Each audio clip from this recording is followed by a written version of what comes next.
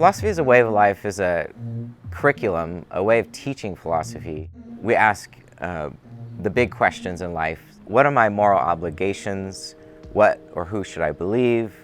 Should I practice a religion or follow a tradition? And what would it take to make my life meaningful? Philosophy Way of Life also is focused on students developing the ability to talk about these questions with each other. So there's a student-led dialogue component to the course. So if you got to be pick to be a group leader, it would kind of challenge your understanding by making you ask these questions and kind of lead a discussion with your classmates. It just kind of helped me understand just viewing different perspectives, I guess. I thought that was really clever with how Dr. Williams taught the class in that way. It's important for students to ask, well, what's next?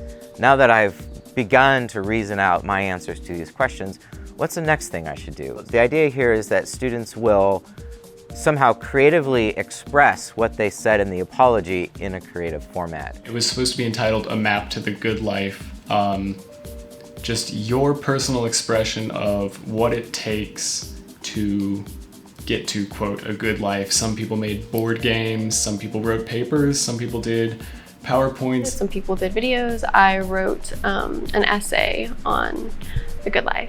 I've come to believe that a few essential ingredients for making this life a good one are having a positive impact on other people's lives, the expansion of my own mind and perception of the world through knowledge and experience, and surrounding myself with the people that I love. Yeah, so I just made a video. The unit on Marcus Aurelius and Stoicism kind of spoke to me the most as far as just living a good life. And a lot of people boil Stoicism down to the art of not caring. But it does put a big emphasis on kind of not allowing outside influences to bother or disrupt your inner peace. I wrote a song. What is the good life? How do I flourish too? You find what you like.